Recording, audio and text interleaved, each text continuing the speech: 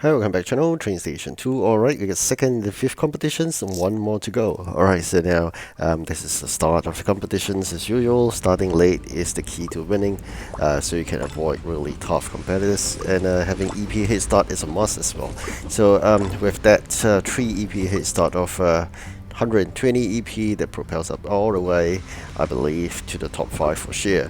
So along the way in this video, you realize that the EP actually increases to 50, right? So now we are getting 40.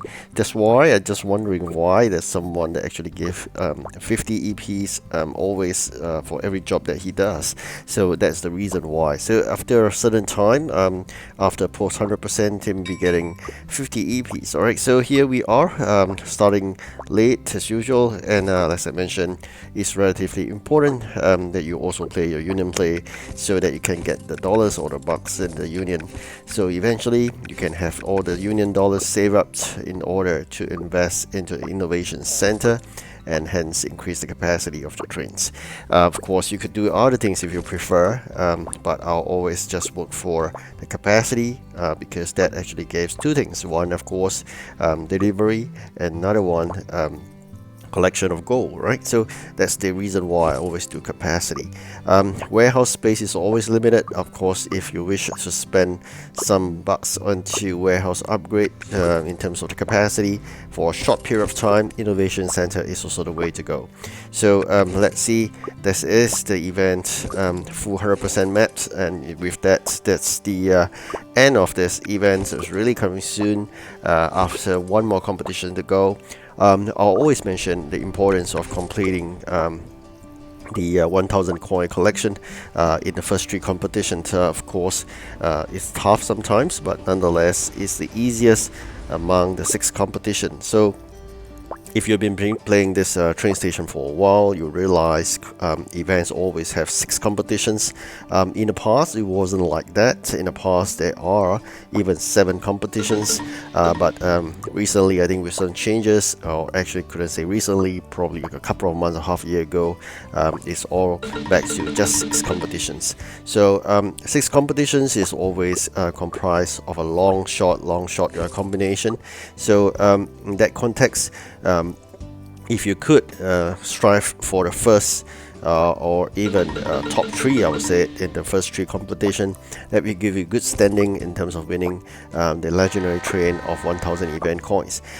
If you are still struggling to get 1000 event coins, you know that you're going to fight really hard in the last competition, and everybody is fighting for that because everybody is desperate in order to get that remaining or the balance, probably 200 or 250 kind of coins that they are left with, because if you have not been getting like top 3 in the first few competitions, you may be lacking behind, and eventually you thought of catching up. You get tougher and tougher because a lot of gem spenders are going to throw in thousands of gems in the competitions in the last 3.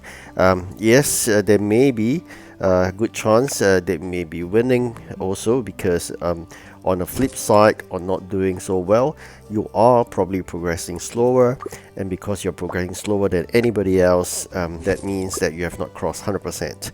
So where the remaining players, if you're lucky, may have all crossed 100%, and getting each job done for them is probably double hard.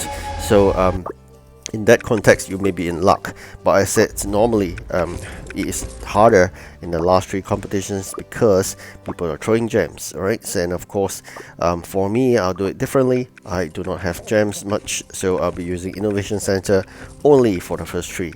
And then eventually I'll play a relaxed mode. Even I don't get top 5, it's perfectly fine, because it's all about getting big boxes, and big boxes doesn't guarantee anything at all. You know, every 100 event coins spent for a big box, you may just getting common after commons, and that's what's happening to me. Of course, in the past, it's very different. There is unlimited coin packs. You heard me right. So in the past, we would just spend every single possible event coins onto the coin packs, and when Pixel Federation realized that there's a big loophole there and actually collected in terms of insufficient revenue, they decided to plug the gap, because a lot of revenue flow or losses went into that, because people are just not focusing on the trains or parts. They are just claiming all the coins that they can get. So every single player then were just investing in or the unlimited packs of coins using those event coins itself. So people then wouldn't really focusing so much in terms of insufficient gold. So what happened is that then the only scarce commodity was basically those parts. Then people were struggling to get parts, but now people are not only struggling to get parts, they're struggling to get coins. So that's it. I mentioned earlier I wanted to cross over to Egypt with 2 million if possible. So far I hit halfway here. I'm only collected about 1 million worth of those gold. I need to collect another 1 million, and of course I'm saving up all the gold parts and purple parts or the blue parts. So all this will be drained out really fast, probably the first day of entering Egypt, but let's it, normally that's how it works. Likewise, like how I first entered Japan, just all the coins or the parts will drain out within the first day. So it's relatively expensive as you progress further. It used to stop at probably Japan, but now we have a new region called Egypt. I'm not sure eventually whether would there be another new region after Egypt, because it seems to be the case. After entering to Egypt, that will be my last country to play, and it will go all the way to 899. Wondering whether Pixel is going to create another country and then probably enlarge it to 999, but that all said, it's no news at the juncture. So another thing you're going to watch out is the Union coin. So I'm going to spend some Union coin here in order to see whether I've got lucky in that. But like I said, Pixel has been really stingy nowadays. It's very unlike in the past. It's more fun because you have a good chance of getting even legendaries through all these containers. Nowadays it is expected that you are getting only common trains and of course common parts. Okay, so generally you've been seeing common 5 times. So 5 times in a row you're all common trains, and that is not unexpected of Pixel because it's fully into getting the maximum revenue from you. Alright, so we got second here, and definitely that goes to big boxes. As I mentioned earlier, is again common after commons after common. So that is really not unexpected, but yes, still disappointed in a way. But it doesn't really matter because I think more importantly, you enjoy the game at your own pace. I need another 50 keys, then probably a bit unlocked one more train, which is a rare train. I think it's electric, so that's quite precious. Just checking, I don't really have a lot of electric rare, so that may be something that I'm looking out for.